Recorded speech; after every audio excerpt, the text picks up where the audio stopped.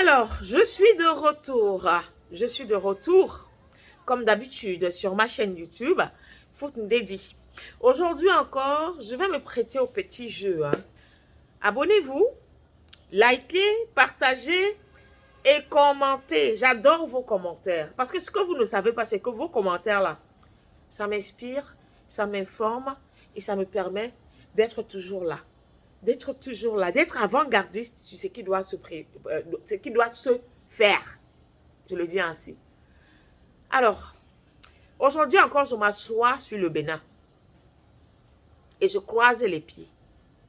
Mais je m'assois également à la droite du général Tiani et à la gauche des 5 instructeurs nigériens qui, ma foi, et Dieu merci, ont été libérés après la sortie du général Tiani.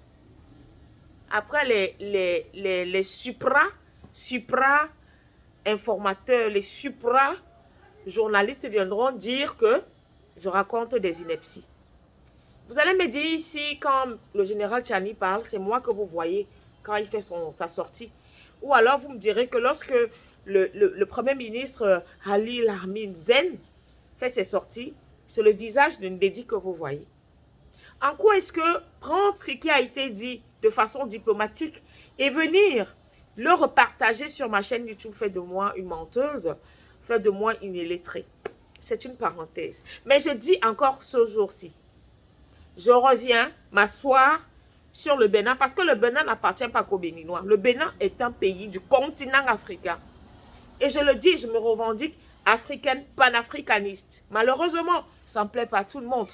Mais vous allez voir que dans panafricaniste, il y a l'Afrique. Donc ça veut dire que je suis une Africaine de tous bords.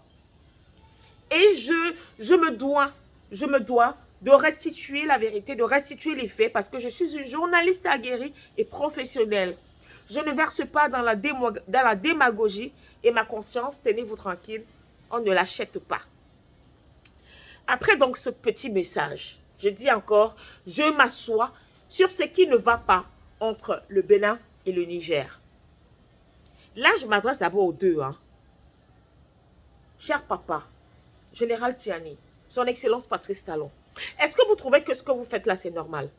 Ce que vous faites là, les balles que vous vous envoyez, est-ce que c'est normal pour le continent africain? Pour ce continent qui veut devenir un exemple à l'échelle mondiale? Est-ce que c'est normal? Il y a une personne à un moment donné qui doit faire profil bas. Et je pense qu'ici, tout converge pour que ce soit le Bénin qui fasse profil bas. Pourquoi le Bénin? Vous me direz, je vais donner quelques brides pour ne pas être longue. Ça commence avec l'histoire de la CEDEAO. Le Bénin fait partie des pays. Vous allez me dire qu'il y avait la Côte d'Ivoire et il y avait même le Nigeria. Mais sauf que les autres là sont restés tranquilles. Parce qu'eux-mêmes, ils savent.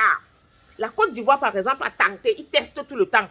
Et ils voient les représailles. Parce qu'ils veulent toujours entrer par la route pour aller faire quoi? Il envoie toujours ses militaires, soit au Burkina d'ailleurs. Le capitaine Ibrahim Traoré l'a fait savoir, c'était en direct d'une interview que lui accordait alors la chaîne nationale burkinabé. Il l'a dit, il n'a pas caché. Au Mali, pareil. Nous savons tous que les soi-disant partis politiques créés du jour au lendemain pour demander au colonel Assimi Goïta de déguerpir venaient de la Côte d'Ivoire. Les réunions se passaient en Côte d'Ivoire. Même il a tenté, il a vu qu'il ne peut pas. Mais le Bénin, c'est du Kaka. Moi, c'est le Bénin. C'est quand même un royaume des Amazones. Il y a l'âme des Amazones qui pèse ici, qui règne ici. Donc on peut. Je peux. Il a donc essayé. CEDEAO.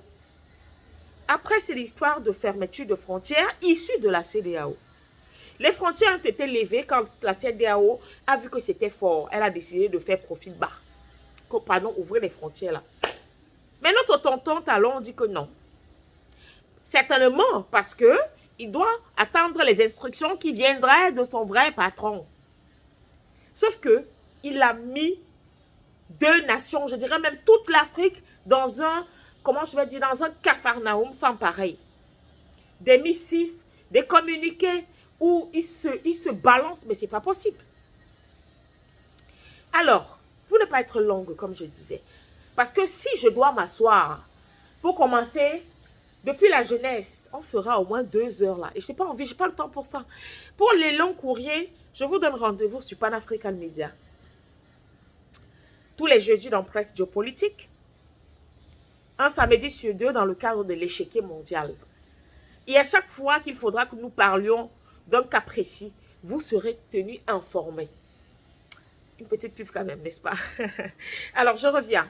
Le général Tchiani, il a tapé du poing sur la table. Il a dit assez.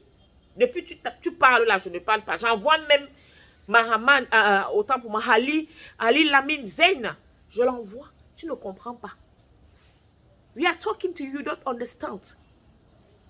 Tchiani a dit, c'est-à-dire, pendant que il nous fait savoir, moi je l'ai dit ici, il a dit qu'il donnait l'autorisation à WAPCO de décharger le brut nigérien. Mais sauf qu'il a donné ça avec une condition.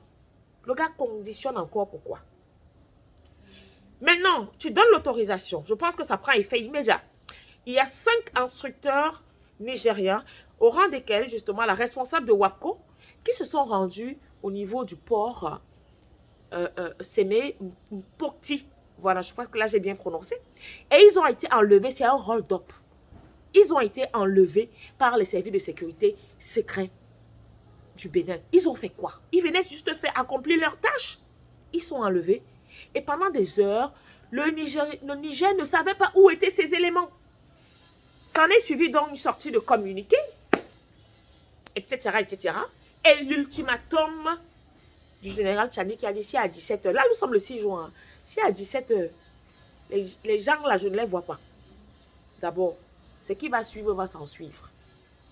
À 16h58 minutes, heure du Niger, ils ont été libérés. Du côté du Bénin, on nous fait savoir que ça a été fait. Bon, ils veulent justifier ça, disant que il y a des terroristes qui seraient partis du Niger pour venir attaquer les Béninois. Depuis quand? Depuis quand? La personne qui faisait ça est en cellule, non? Ton complice, M. Bazoum, est en cellule, il est prisonnier. C'est lui qui faisait ce genre de sale coup. Je tiens à rappeler que le CNSP n'est pas un organe déstabilisateur ou encore une missile.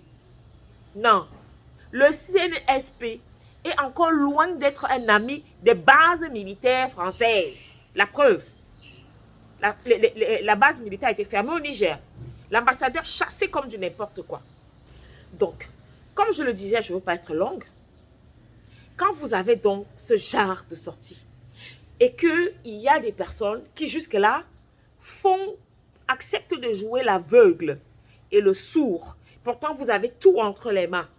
Vous allez me dire que dans le général Tchiani, il collapse. Vous allez me dire que le premier ministre Ali Lamine Zayn collapse. Donc il n'y a que le président Patrice Talon qui ne le collapse pas. Sur ce, salam.